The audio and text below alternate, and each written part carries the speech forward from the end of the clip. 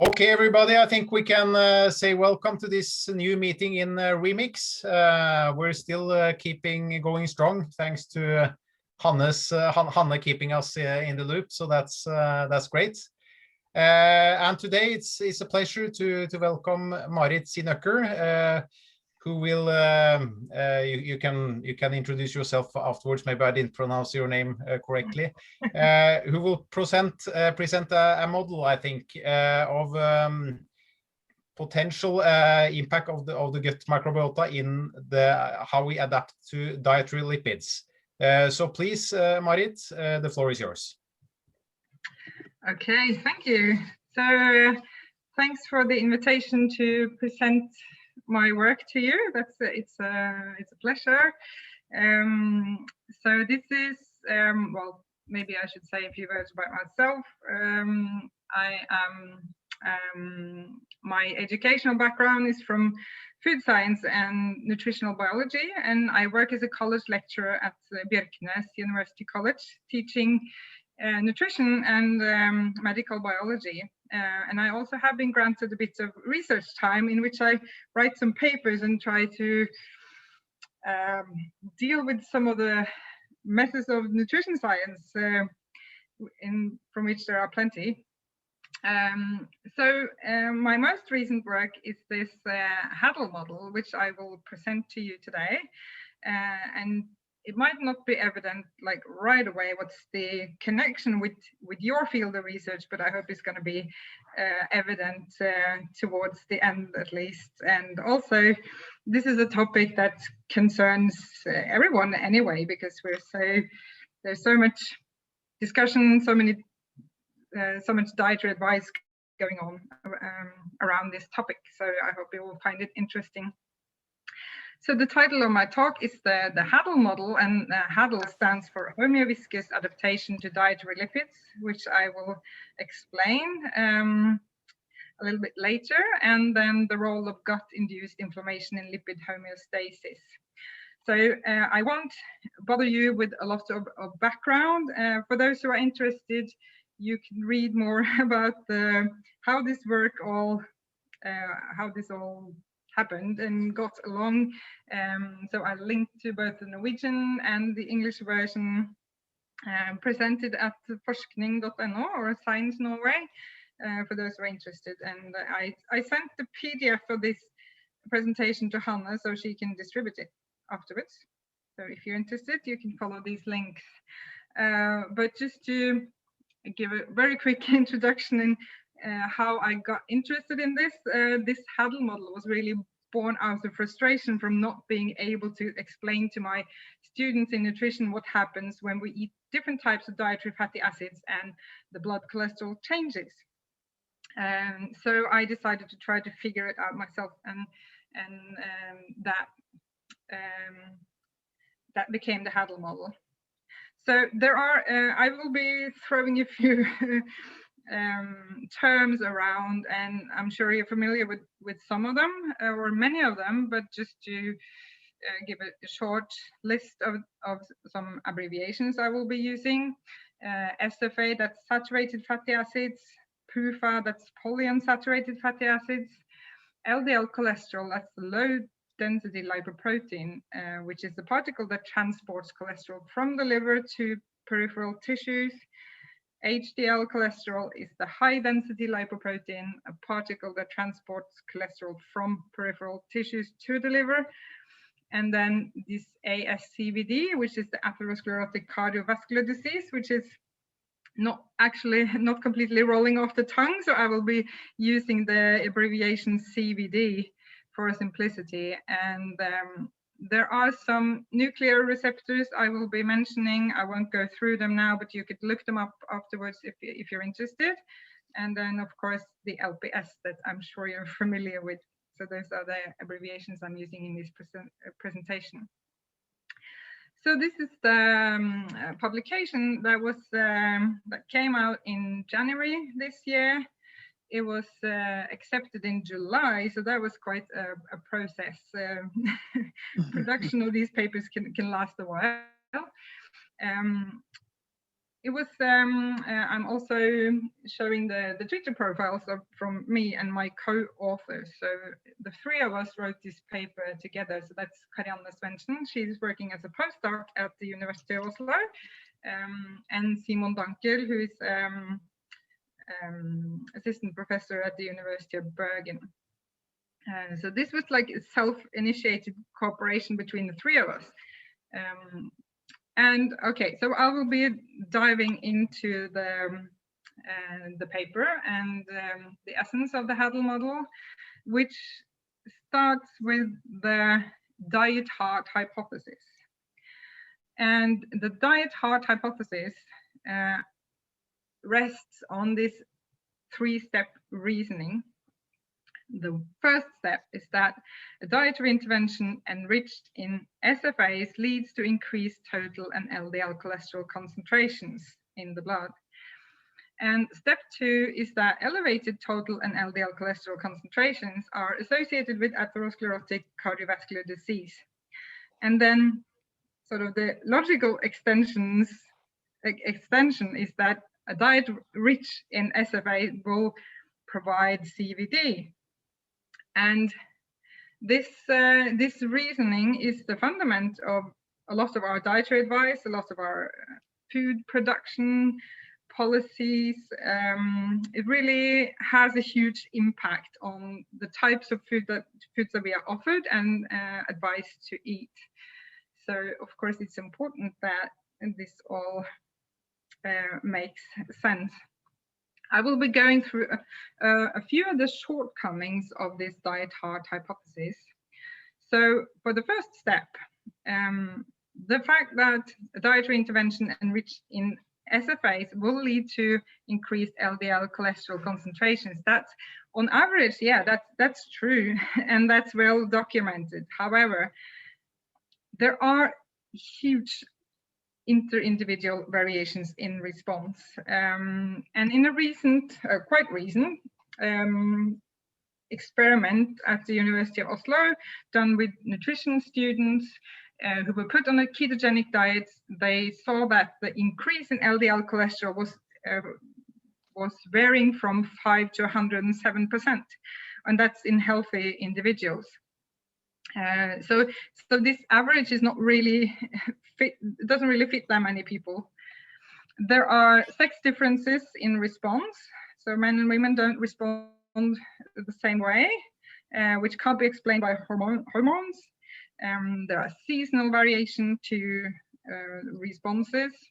And also we see that individuals who are not metabolically healthy, they are obese, have insulin resistance or dyslipidemias, they will respond in a different way. So that's a few of the problems with this step one. Also, there are a couple of problems with step two, although on average, this is true. Not everyone with elevated LDL cholesterol will develop CVD. And also not everyone with CVD has elevated LDL cholesterol. So there are lots of other factors that contribute, and the role of LDL is very unclear. So for the third step, really important, is that this step three has never been demonstrated in studies relevant for human biology. And also, if we look at the evidence, also we can't see that the people who eat more saturated fatty acids have more CVD. So it really doesn't, the evidence doesn't really support this diet-heart hypothesis. So what we have been diving into is the step number one, because there are some additional problems with this step number one. And if we look at what happens when dietary SFAs increase, it's the number of molecules in the circulating LDL and also the HDL particles that increases, which we can see. We see these particles traveling around in artery, for instance, on the illustration here. What we also know is that the endogenous synthesis does not increase. Also, the absorption of cholesterol does not increase. So where do these cholesterol molecules come from? That hasn't been clear. And also, oppositely, if we give people an PUFA intervention where PUFA is increased at the expense of SFA, then the number of molecules in circulating LDL decreases. But likewise, endogenous synthesis does not decrease, and absorption does not decrease. So where do these cholesterol molecules go? So there are some missing mechanisms for this step one. We know quite a lot about the cholesterol metabolism. It's very well described.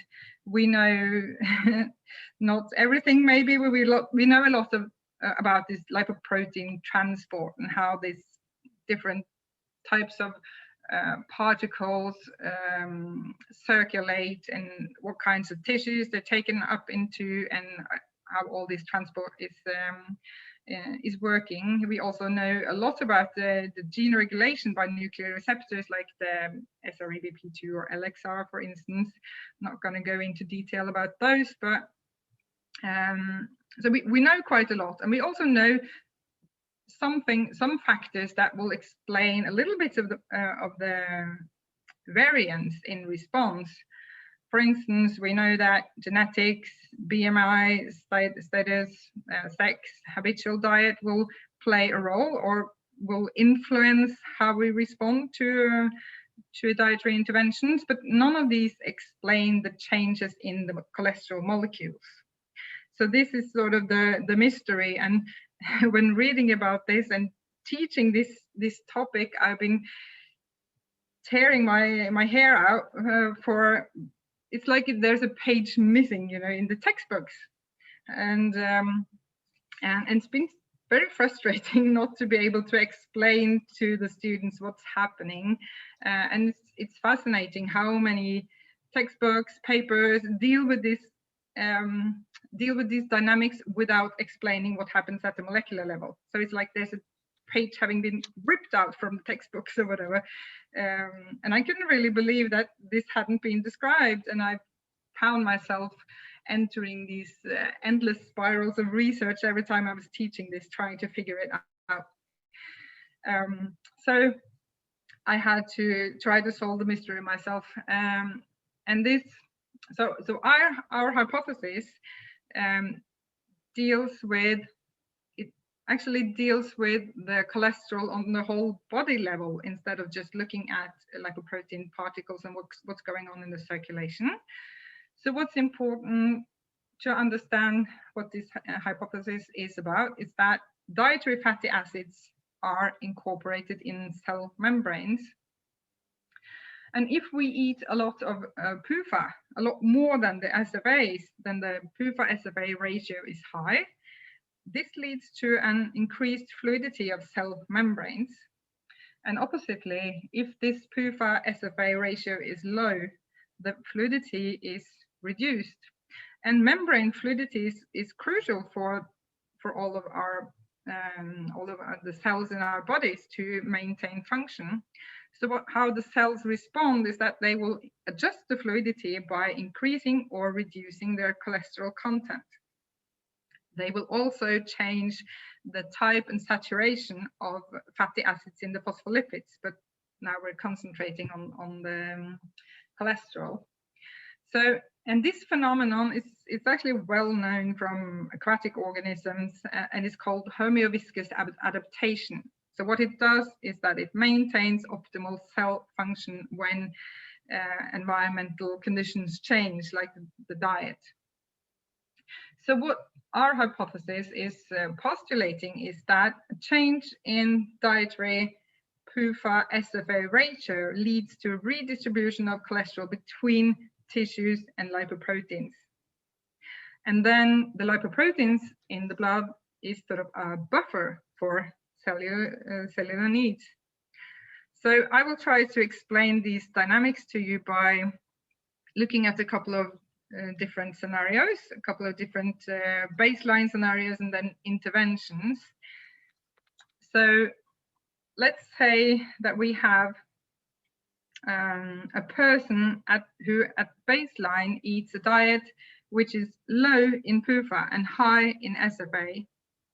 In this person, the membrane will not be very fluid, and it won't need a lot of cholesterol. You can see there are a few cholesterol molecules in this membrane, but not a lot.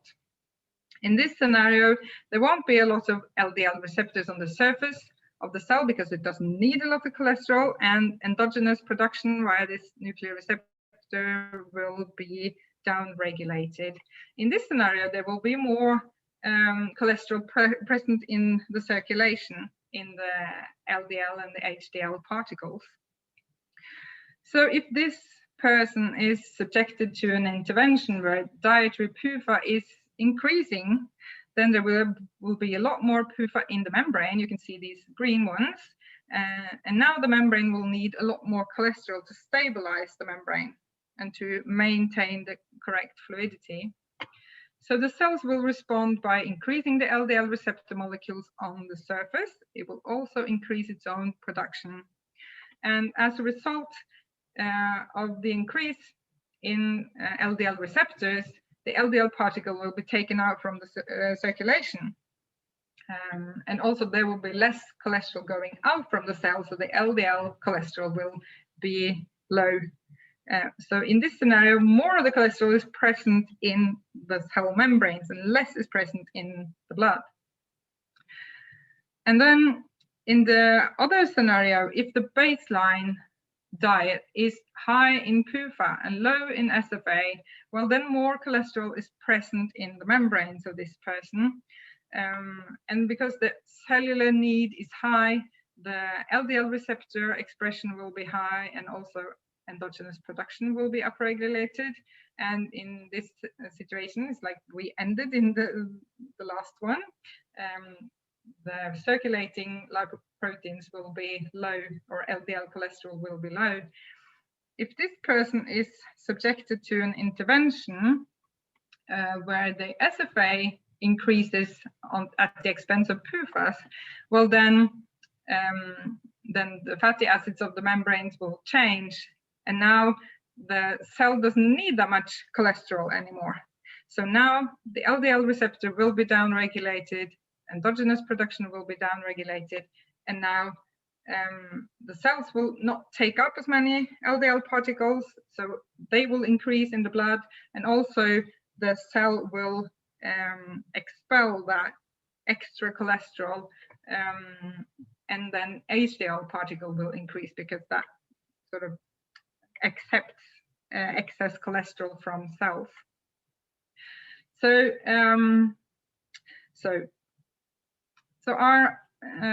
the thing is, if we start with, if the baseline diet is similar to the intervention, there won't be a lot of change in lipoproteins. Whereas if in this situation, the PUFA level is high, in the intervention the PUFA level is high, there also won't be a lot of change. So it depends on the baseline diet and the amount of cholesterol in the cells of the people taking part in the interventions. So this could explain why in some people the response is very low, whereas if there is a big change, then of course the change in these particles will be much higher. So to translate a little bit, when the SFA levels in the diet are increased and the LDL cholesterol in the blood increases, this is, according to our model, this is a necessary adaptation to a change of diet. And it happens to maintain cellular function. So the logical extension by this explanation is that this is a healthy and not a pathogenic response. But it's very often communicated as a pathogenic response if we look at science communication. And also we argue that this response must be uncoupled from elevated LDL cholesterol seen in metabolic disorders, because that's a very different situation. And in this case, an elevated LDL cholesterol level could be a sign of a dysfunctional response. So to try to piece it all together, or not, maybe not all, but to explain this by using some illustrations, maybe we have to step away from this three-step diet heart hypothesis and paint a couple of new pictures, where there is one picture explaining what's going on when SFA increase in the diet and the LDL cholesterol is going up. And that's a different scenario to when LDL is elevated and leads to, or in association with CVD. So if LDL cholesterol and saturated fat is not the link, what is the link?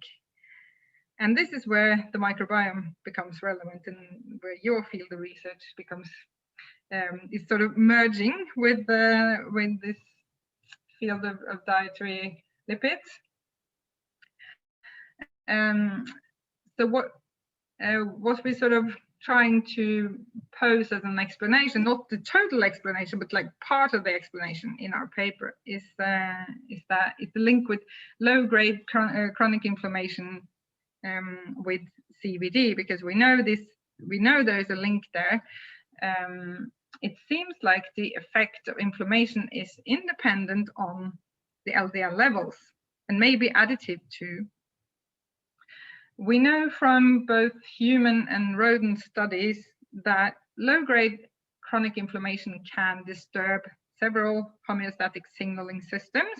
So one very well-known example is the glucose homeostasis, for instance, in insulin resistance. We know inflammation plays an important role in the function of the insulin receptor. We also know that inflammation has the potential to mess up mood regulation by neurotransmitters like serotonin, for instance. We also know from animal studies that inflammation can wreak havoc on these fine-tuned signaling pathways for appetite and weight regulation. So the question is, does inflammation interfere with human lipid homeostatic signaling? So that's what we've been trying to sort out in this publication. We don't know everything about the role of inflammation in human lipid homeostasis, but we do know that in conditions where there is low-grade inflammation, we know that the LDL particle is often elevated. We know that the HDL particle is often lower. And from rodents, we know a little bit about gut-induced inflammation and how it affects lipid homeostasis. So we know it affects lipid homeostasis in an adverse way. For instance, it does inhibit some nuclear receptors central for lipid homeostasis, like LXR and PPAR.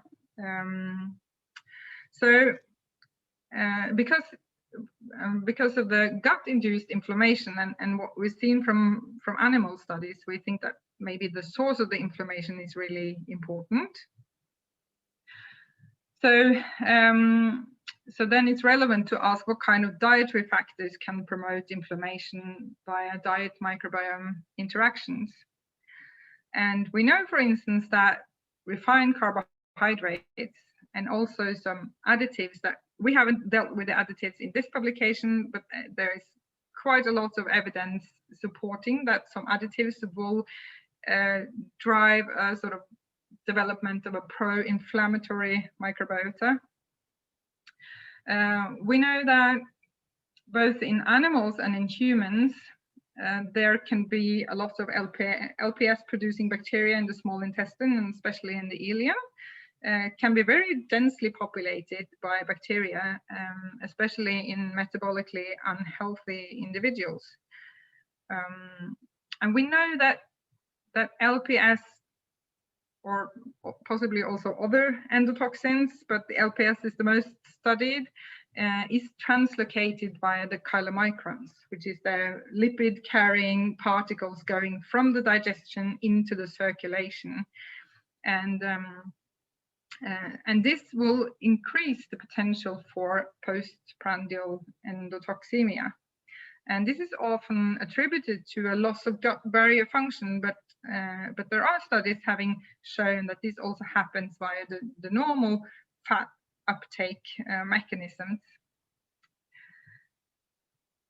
So we are sort of asking the question, if the Western diet is like the perfect storm for the microbiome and for the metabolic regulation, so if refined carbohydrates can lead to a pro-inflammatory microbiota, and then dietary fatty acids carry these endotoxins into the circulation, and there has been at least one study showing that the SFAs are able to do this to a larger degree than the PUFAs. So did we sort of create the perfect storm? Okay, so I'm going to leave that question hanging in the air. So what's the future of this Hadl model? Of course, it must be experimentally tested. This is not all new knowledge. This is, of course, we have pieced together a lot of evidence that was already there. We just put it together in a different way. But it has to be experimentally tested, and that can be done both in animals and in humans. And if it is verified, we argue that it speaks for a different approach to dietary advice for prevention and treatment of CVD. So we're sort of asking if we have been barking up the wrong tree and putting too much emphasis on saturated fat when maybe the problem started with refined carbohydrates, additives, and other dietary factors that will drive gut-induced inflammation. So, of course, we're hoping to see publications tagged with the Hadl model, and we're expecting that to take a while before it happens, but we hope that this hypothesis will be interesting for many types of groups to test. That was my presentations. If you have any questions, I'm happy to take them now. If you have them afterwards, please feel free to send me an email, and thanks for your attention. Thank you, Marit, for interesting and provocative views and food for thoughts, I think.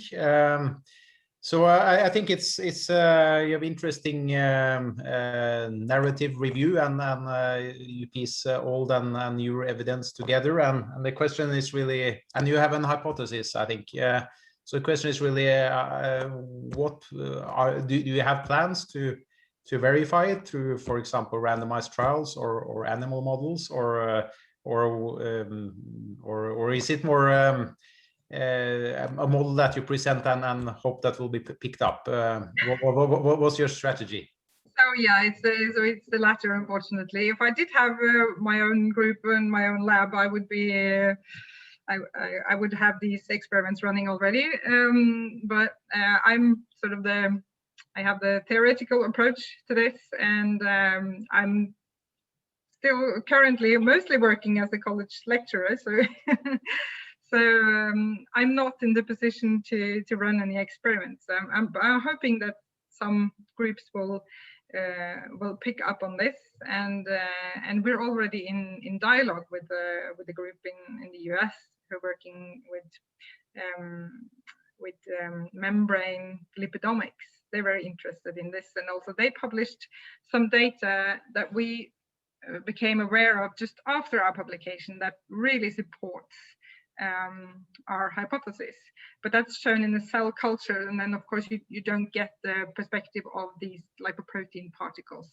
But they've seen that if you load cells with PUFAs, then the cells respond by adding a lot more cholesterol into the membrane.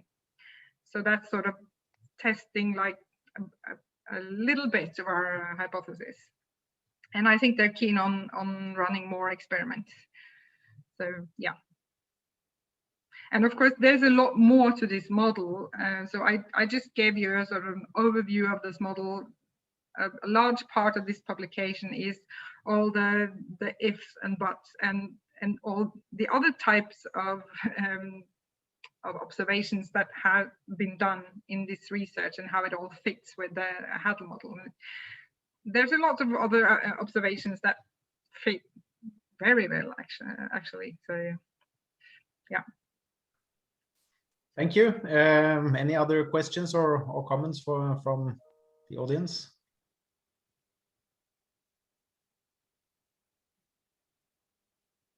Hi, this is Hans. An interesting, very nice talk. I was wondering, because I still find it a bit difficult to grasp here. Is it you explain the variation in the LDL response to saturated fats, in part probably by somehow their prior diet. So those who had high saturated fats or whatever they started their diet with is kind of determines their response to LDL, and perhaps is the LDL increase just a natural response to these fats. But could it still be, is it still so that LDL could be a risk factor, or is this still damaging this LDL, that it's just a natural response, or is it not? So yeah, that's an important question, and we don't really know. But what we're sort of assuming from the data is that in a healthy body where everything is functioning well, then an increase in LDL as a result of an increase in saturated fatty acids, it is a healthy response and shouldn't be a problem. But the LDL particle, or the elevated LDL concentrations in the blood, might do harm in a metabolically unhealthy body that it wouldn't have done in a healthy body. So, but the role of the LDL particle as such in these conditions, that's still not clear. Yeah. Because we have been a bit interested in this in the familial hypercholesterolemia population, and where of course they have very high LDL values and high risk of CVD. And we have even performed, we have done some in a study of PUFA intervention. We have done microbiota profiling. We haven't not really looked at those data yet, but we'll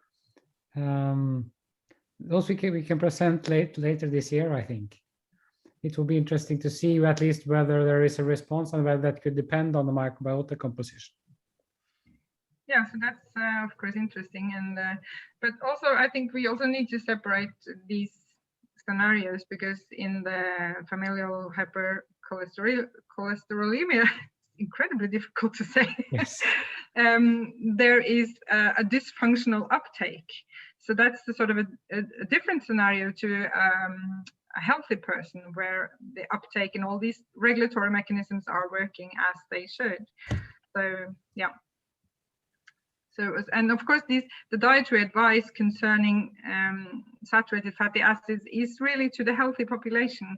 So the question is, does it really play such a big role for the healthy population? And is it really necessary to place so much emphasis on reducing saturated fatty acids? Or should we put more emphasis on other dietary factors? So that's sort of the discussion we're sort of hoping to spark with this model. Just to complicate it a bit, I think if you go into the microbiome field, the microbiome is very different from person to person, and there are at least some trials showing that you could respond very differently from different meals depending on your microbiota signature or profile. So it could be complicated to to dissect it all out to concrete advice, but still interesting perspective, I think.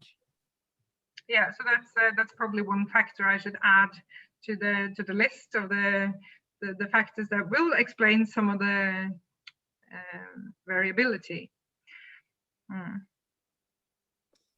Okay, any other questions from the audience? If not, I thank you for a very nice talk and presentation. And Hanne, can you just give us a heads up when the next meeting will be or is planned? Yes, thank you, Marit, again for presenting for us. Our next meeting will be June 8th, and it will be Birge Vestreng from us presenting for us. So we hope to see many of you there. And as always, if you need anything, or just send me an email. Yeah, and also add if somebody has you know, major papers or dissertations and things connected to microbiota, please give Hanne a heads up so we can also post it on the homepage. All right. Okay. For your time, everyone. Thank you very much, everyone. Thank you. Bye. Take care. Bye.